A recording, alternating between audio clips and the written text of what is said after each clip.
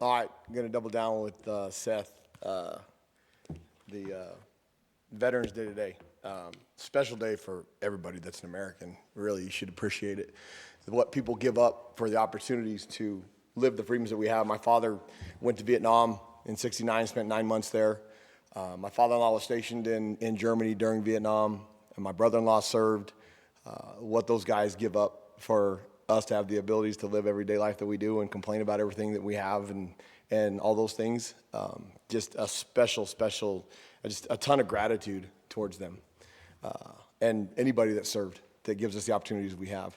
And we get the right to complain about the opportunities we have because of those people. So very blessed and very thankful. I'm going to mention something. I get a lot of messages about this shirt. Okay. Sean Kennelly made this shirt for me. I asked him to put it together. This is a Sean friggin' all of his own. You can't buy it. He made it. And they should sell it. Hell, I told him, let's market this thing and put it together because I'm super proud to where we live right now. And the amount of people that are in our program that are behind the scenes that nobody knows. I mean, Lauren Vossler just got selected as Employee of the Month for the athletic department. And what she does is fantastic because the coaches and players, they don't have to worry about anything. It's taken care of. We get to the hotel, everything's taken care of. We get on a plane, everything's taken care of. We got on a bus, like nothing's ever late. It's the food, I mean, it's amazing. Tim Cummings in our video department. I mean, we always have computers. Once we get on the plane, we can watch the tape. Geronimo downstairs, I mean, he did an amazing job with Max. I mean, created a Willis Reed story. I mean, unbelievable. Those guys had no idea who Willis Reed was too, by the way, so really dating myself. Some of you, do you all know who Willis Reed is, please? Okay, thank God. I'm Troy. You good? Okay, thank goodness, okay? 1970, I mean, you can hold Wilt Chamberlain to 4 points with a torn thigh muscle. Like, you're pretty dang special, okay? The amount of people that Coach B, I mean, Ben Thien is our chief of staff, the amount of people that Geiska and Fletch, the amount of people that Coach B has put in the proper position to run this football program and to give us the opportunities to have success. And then, how exciting is this? It's November 11th, and our men's basketball team just beat Florida, and now they're ranked in the top 5 in one poll, 6 in another. And on the Spears and Ali show this morning, they're talking about football. I mean, that's fantastic. I mean, we got a big game in the month of November. And I'm going to double down on Coach Shear. Like, everybody was saying on Saturday, this is Arizona football. Like, we're going to screw this thing up. And guess what? We didn't. The narrative of this is Arizona football, we're going to change that narrative to being a positive when that statement is said. Because our kids fought their tails off on Saturday. We can talk about the game a little bit. And this is kind of funny stuff early on. So, first series for us, and I'm not going through every series. I'm just going to give you a little Cliff Notes deal. But this is the very first play of the game. They come out in 11T, which is they have 11 personnel tied it on the field, and they bring an extra lineman out. Okay, and we call a defense that all week long we practice against this formation, and the couple plays that they run out of it, and like, okay, it should be 2nd and 9. It's 2nd and 1. I'm like, oh, okay. That's not good. Well, the second play we stop them, we hold them to 1 yard gain. Actually, you lose a half a yard. So it's 3rd and short, which we've been really good on all year. And you have a couple of, like, I can go to this and I know this is going to work unless we lose dirty eye or something like that. So we call the defense on 3rd and short that should be stopping for 0 or negative, and they hit 4. So as a play caller, you're sitting there thinking, okay, well, I just went to the well, like to my good ones, and they're freaking moving the ball, so it's going to be great. Like, okay, we're going to have to make some serious adjustments now. Well, on the next one, of that same set of downs, they run the quarterback run with Tay Brown, sits on the edge and chases Jalen Daniels to the sideline. And I knew right then and there, like, we're going to be fine. Like, the quarterback run's going to be fine. Tay did a great job coming around the edge. Jalen tried to outrun him and couldn't. And so I was giving Tay Brown, and my comment to the defensive guys on the sideline, I'm like, hey, we're fine. Tay Brown ran him down. Not because Tay Brown's slow, but that's how it came out, and they all kind of started chuckling and laughing. But Tay Brown played his freaking tail off, okay? So we get them to punt, and then we gave them momentum. Now, give Kansas credit. They fought their tails off, and I think Jalen Daniels is a freaking stud. But we have them on 3rd and 5 after we punted the ball out of our end. It's the 46-yard line. We have them on 3rd and 5. We miss a tackle, and we miss an assignment. And they pop it down to the 20-yard line and gave them life. They put the ball in a couple plays later, and all of a sudden it's 7-7. And then they go out and stop us, and the first time all year, we get hit on a screen. It was a tight end screen. They did a great job schematically because we have guys on when we send certain blitzes, there's guys that are responsible for the screen. There's guys responsible for the back. Like on the very first third down, we don't peel. On the next one, they do a great job of double teaming our guy that's supposed to sit for the screen. Pops for 20 yards. And then we get beaten man coverage. And Javion Cole's in a good spot. Arm goes a little bit like this instead of driving through. I mean, it's that fast. And we tell our kids all the time, like, we're going to give up some plays because they got Division I athletes that make money and are on scholarship too. And that was a great shot. McPherson was friggin', I mean, that was a money ball by Jalen. And so now we're down 14-7. They get the next possession and they kick the field goal at 17-7. And I talk about all the time on defense, we do things different. And so during the week, we have to take a guess at how they're going to attack us. And they give Coach Dombrowski a lot of credit. They did a couple good things that I thought were really good. And we were able to make adjustments on the sideline. And I thought our kids did a fantastic job of changing some of the things that we changed. From that point on, with 5 minutes and 41 seconds to go in the second quarter, we gave up 3 points and 183 yards. I mean, they played their tails off. Now, the third down early on in the first half, they were 3 of 6. From that point on, they were 3-11, and I thought that was the difference in the game. The 3 third downs they converted in the second half, it was 3rd and 1, 3rd and 1, and 3rd and 4. And one of the third and ones, debatable whether or not they got it, in my opinion. The next one, they beat us on play action, which that should have never happened because we were calling play action on the sideline. But you get so intense and they're having success moving the ball in tiny pieces, you get aggressive, your eyes get dirty for 1 second, and all of a sudden they complete a 20-yard pop. And then Myron Robinson did a fantastic job on the 3rd and 9.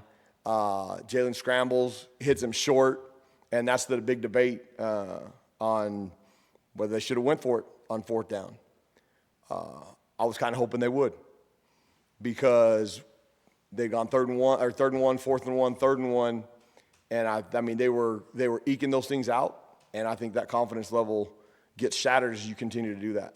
Now, when we knock Jalen Daniels out of the game, and you can't come back in off a timeout, which is correct, that rule is so that a guy can't go down to stop the clock, or you save a timeout, and then you can put him right back in. They have to sit out a full play.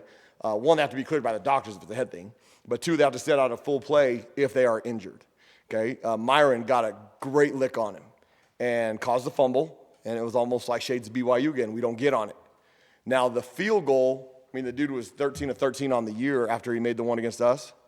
Coach Niver does a fantastic job, and I say this all the time, you can tell how hard a defense plays by how their field goal team plays, their field goal block, because that play is an easy play to take off after you give up a touchdown or a field goal or a long series, and our guys come like freaking crazy. And Javion Cole did a great job with the scheme that Coach Niver called on that one. I mean, he's this far from blocking it, but because we had been close on both extra points and the previous field goal, if he kicks it where that ball is going to be good, it's blocked. And we probably have a chance to scoop and score.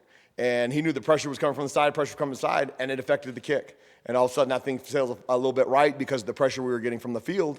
And I thought the momentum on that that's a 4th down stop. It's fantastic. The momentum on that is unbelievable. And then give Coach Daggy and Noah a ton of credit. I mean, you opened up the series with a quarterback play and a run, and he got smoked on the one that everybody thought it was targeting. And I hate that rule, so I was kind of glad they didn't call it because I hate it when they call it, but might have been, who knows. But Noah's was freaking savage. And then for Coach Daggy to call those 2 plays, it's fantastic. Fantastic. Okay, and so Noah came up to me on the sideline and was adamant, like, just give me a stop, and we're gonna win this dang game. And that was the belief on our sideline the entire second half. And so we went that from 5 minutes and 21 seconds till the end of the game, giving up 3 points. I thought our adjustments were really good by our players, and I thought they were really physical in the second half. And how about that? You win a game in November, that means something. Now, the bowl game thing is great. I mean, that's fantastic, but we don't want to win 6. We want to win 7, 8, 9, 10. I mean, we still have a chance to be the 5th team. And the 122nd team, the University of Arizona, has 4 guaranteed left, okay? There's scenarios that I saw Coach Shear on Twitter put out there to make magic happen and, like, put a 21-game parlay on that and see how much money you win if that thing works out, okay? Which betting is illegal still, so our guys can't do it. But how about that? Like, that's a great opportunity on November 11th. So really proud of where we're at on defense. We're still top 10 in yards per play, 17th in total. I mean, statistically, when I sat up here in March and I made the statements I made. Now, we still got 4 games to finish this thing out and to continue to climb, in my opinion. But nobody believed it. So I'm super proud of our football team, super proud of our football players, especially on our side of the ball, and the rhythm that our offense has been able to get to. So we get an opportunity to go play a road game and the Big 12 game in mid-November. That's important. So. Thank you, Coach. We'll start with Brian. When Coach Stagey was kind of bringing it up before about Kansas had done some plays or some alignments that they hadn't seen. This late in the year, is there still value to like bringing out stuff that you haven't tried, or do you just like this far into the season you want to go with what works best? It's a combination of both. It's really, especially with what we do defensively. When we have a team Cincinnati's had 2 weeks to prepare. Those teams typically have a lot better chance of the complexity because, a lot of people compare what we do to the triple option side of it. And when you have 14 days to prepare for the triple option, you're going to have a better chance if you schematically have an idea how to stop it. What we do, we haven't changed a ton because we've had success. Our 2 nose tackles lined up over the center. It's given people more problem than I anticipated early on, so we've stuck with that a lot. Some of the movement pieces, but like I said, they've had 2 weeks to work on it. So the hard part of that is you can completely screw your kids up if you try and do too much schematically in a short time. And we haven't had 2 weeks. On that same end, does that mean that when you are scouting them, you have to assume that there's probably some new coming? Oh, absolutely. Yeah, and plus, do you know who they play next week? BYU. They do. Which is really, that's 2 of the top 3 teams in our league. They're both sitting at 7-1 in league or 6-1, whatever it is. So they, with 2 weeks, oftentimes coaches, especially if they can do some stuff, because BYU and us and BYU have some similarities in some of the things we do. So they can do some new things and see if it works this week and have it ready for next week. I hope they're worried about BYU. Coach Satterfield's not like that. He's a very, really, really good staff. So. What's your scouting report on a guy like Brendan Sorsby, and what do you take away from the previous games against a quarterback like that? Best quarterback we played. And leadership skills, there's talk about him being a first-round pick, which are viable. The dude doesn't make very many mistakes. He's thrown 2 interceptions on the year. One of them hit a O-lineman in the helmet, and the other one was in the very first game against Nebraska late. He's really particular with what they do offensively. He never gets them in the wrong play. He's similar to Rocco Becht, probably more athletic, can run. He's got some moves in the open field that if he has space, can really hurt you. They're 25th in the country in rush offense, 31st or 56th in pass offense, 56 total, 31st pass offense. They do everything, and they do it elite. Cyrus Allen, that dude's a 10 300-meter kid that he's throwing it to out in the slot, and they can line him up on both sides, so they'll try and find matchups, and they do a great job of that, moving around and putting them in the best matchup just to run straight by people. Okay, I think their 2 running backs are super physical. Now, I thought Henshaw and them did a great job on Saturday, so I think they're very similar styles to those guys. Royer is very much just like the Houston tight end. He's like a big old giant wide receiver. It's the best receiving core we played. It's the best quarterback we played. And their O-line does a great job of creating space and gaps for those guys to hit. And then they do a great job of protecting Sorsby. He's only been sacked twice on the year. So it's a humongous challenge for our entire football team. And I cannot wait till Saturday. Michael, you referenced the sack total. That's the fewest of any team in the country. Why do you think that is, and how do you crack the code? One, I think the O-line does a great job. They don't make a ton of mistakes in identifying where pressures are coming from. And then Sorsby, if they leave somebody hot, he knows who it is, and he knows when he has to get the ball out. And plus, he's elusive. There's been, just like the one that Tay Brown had a chance on Jalen Daniels in the third quarter a free runner at the quarterback to get a sack, and Jalen makes a miss. Sorsby does a ton of that. I mean, there's a ton of clips on tape where they should have had him dead to rights, and all of a sudden he comes out the back end. The thing about him is when he comes around the corner, his eyes are always downfield looking into the second and third option. So before he's going to tuck it and run when he's dangerous, he's still looking, trying to beat you with his arm. So the identification from the O-line and then his feel back there, it's like he has eyes in the back of his head. So we're going to have to come from different angles and see if we can catch him off guard. It hasn't been easy. I mean, like I said, 2 on the season. The toughness of Max Harris and then the ability of Myron Robinson to come in there and do what he did on Saturday, just how important those 2 guys are. Got a great story on that one. One, we take a lot of pride on defense of being as tough as you can be, and I think we have a really tough football team. And Tia and Max were the first 2 defensive guys that we had to go get off the field this year. Trey Smith tore his rotator cuff. Nobody knew he was hurt until they took him in. Tore against Weber State. It's a high ankle sprain. Got off the field. Nobody knew he was hurt until they see him walk into the locker room. We got a penalty on one because Mac's shoulder, or maybe it was hip, I don't even remember. He had to get off the field, so he's running off the field. We sent another one. They didn't sub. They saw it. That's probably my fault because we have a rule in our room. If you're almost dead, we'll come and get you. Outside of that, you get your tail to the sideline. And so when Max was down the first one early, I knew something was seriously wrong. Went out there, and my deal is, I'm number one thing in my life is my faith. Prayed him over a little bit, talked to him, let Geronimo do their work. And when I got over there, neither one of those guys had ever been really hurt in a game before, Tia or Max. And the first time you get hurt and somebody rolls on you or it's as violent as both of them were on tape, like the fact that Max came back in the game is unbelievable. And he's like, maybe he has a little bit of Gumby in him because of the way that thing bent, like unbelievable. And so I thought he was done. Myron's in there. And then Geronimo comes back up and says, hey, Max is up. And I'm like, Max who?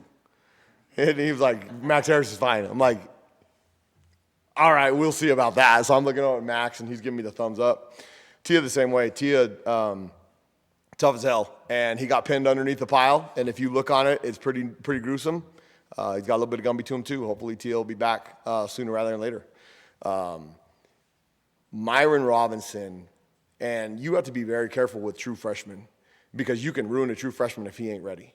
And unfortunately, Myron missed the majority of fall camp, or all of fall camp, and wasn't ready and really practicing with us until the Iowa State week. And so his development was hindered, just the time and reps. I mean, the amount of reps that you can get during fall camp that he missed out on. So you have to give Myron a ton of credit because from the time he got here in June, he spent a ton of time up in the office with Coach Brengel or myself, trying to make sure that he knew exactly what to do. And when the moment happened on Saturday, I mean, he's gotten a little run here and there and has been productive and made plays. Didn't feel he was quite ready for the big time. Well, Saturday, I probably still wasn't 100% positive. He was ready, and he got out there, and, 7 tackles. 2 of the tackles they made on Jalen Daniels were significant line-saving tackles that would have been significantly bigger gains than they were. And then the one that he caused, he knocked him out of the game, whether they go for it on 4th down or not. They get that. They probably win the football game if they go for it. So, fantastic. And I think the best part of that deal and what a leadership role and what a leader Max Harris is, 39 seconds to go in the game, we just scored. And I went over to Max as we're getting ready to talk, and I said, hey, I need you to be honest with me right now. Like the last series in space, it didn't look tremendous, and I know your knee's hurting and you're tired. And I said, it's you or Myron. And his first initial contact was like, Coach, I'm good. And I just stared at him right in the eye, and he goes, Coach, put Myron in. Like, I trust him. He knows what to do, and it's the best thing for our team right now. And Myron did a great job. He got the 15-yard penalty, and that for a true freshman to stay composed when a guy does whatever happens to him on the football field, and for him not to lose his cool and do something silly and get it offsetting or something. And then with 39 seconds left, on Thursdays we do 2-minute drills all the time. And every offensive coordinator I've ever been around They set the stage of you've got a minute 51, you've got 2 timeouts, this is the most unrealistic stuff ever. And we go out there on Saturday, on Thursday, last Thursday, in the situation with 51 seconds, no timeouts, and they're back on their 25-yard line. And I'm laughing at Seth. I'm like, you're like the most realistic offensive coordinator ever, because that's most of the time the situation. Well, it was 39 seconds from the 25-yard line with 2 timeouts. And so I don't believe in playing prevent because I think it prevents you from winning. So we were 4-man rush up until the Hail Mary of some kind with a zone blitz of some kind. But I also told those guys, if they throw the ball over the middle, let them catch it, tackle their tail. Unless you can intercept it, let them catch it, tackle them. Because force them to use their timeout so they can't set up a Hail Mary, and then just don't give up anything big. If we give up intermediate routes, they got 39 yards on that series, which killed us in this national statistics. But the object is to win the damn game. And they did a fantastic job. And then on the Hail Mary, Dalton and Jen did it exactly like you were. And the best one of that group that did their job was Myron Robinson. A true freshman boxing his guy out. It's unbelievable. Unbelievable for him to step up like that. So that was a long answer there, Coach Shear, for Myron Robinson. But super proud of the kid. Troy. Looking at trading Stooks, 3 pass deflections, but the big one I think was over the middle of the field on the right. 3rd and 5. Diving for that. Just the not development of him, but the progression that you've seen from the beginning of the year to now, and just what he means to this football team. He means everything for us in the secondary. We're second in the country in pass efficiency defense and 7th in passing yards allowed because of Dalton, Jen, and Stooks. Now we get a 4-man rush and we can get pressure, which is astounding to that. But those guys, and AG and Mike and Boog, those guys have covered their tails off. And the play that Traden Stooks made on that corner route, so we're playing a form of quarters, which means those guys are reading the 1 and 2 verticals, and if he gets vertical, you've got no middle safety. So the coaching point, and this is really all chalkboard talk. Squeeze the post, speed turn to the corner route, which is almost impossible to do, but it sounds really good and it works on the papers, and you can make a lot of money going to all these clinics and stuff. And so now we're going to make even more money because we got Traden Stooks doing it twice on film, so you can actually do it. Traden Stooks can do it anyway. But he made himself some money on that play because he squeezes the post perfectly, and if he throws the post, he's going to intercept it.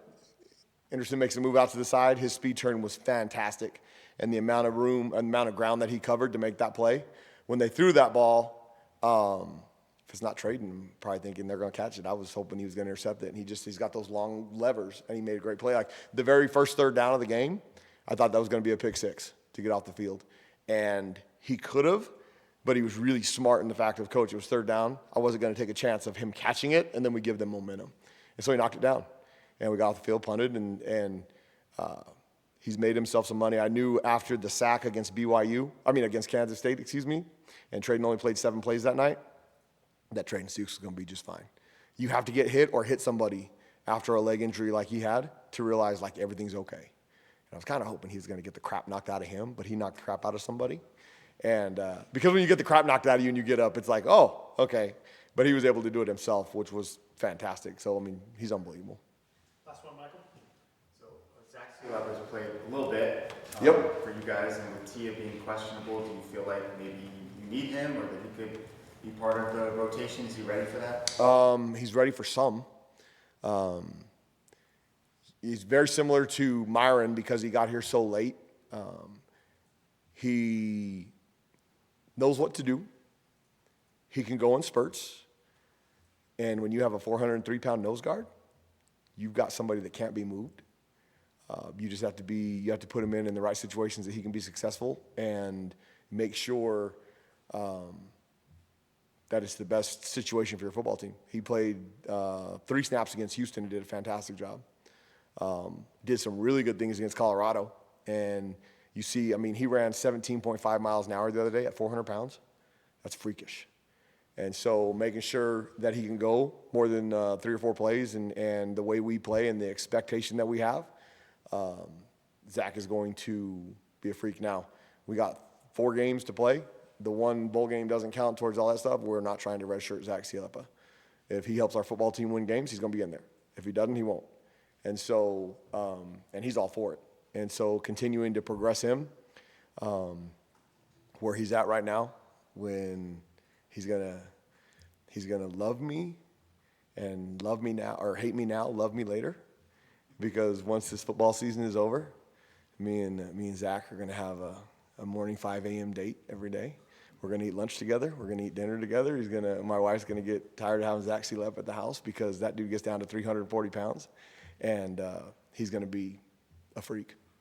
He's already a freak at 400 pounds. So Zach's got a bright future, and I can't wait to continue to see his development. And my wife's the one that'll actually be the nice one to him and make sure he's okay. All right, thank you, Coach. Appreciate you guys. Bear down.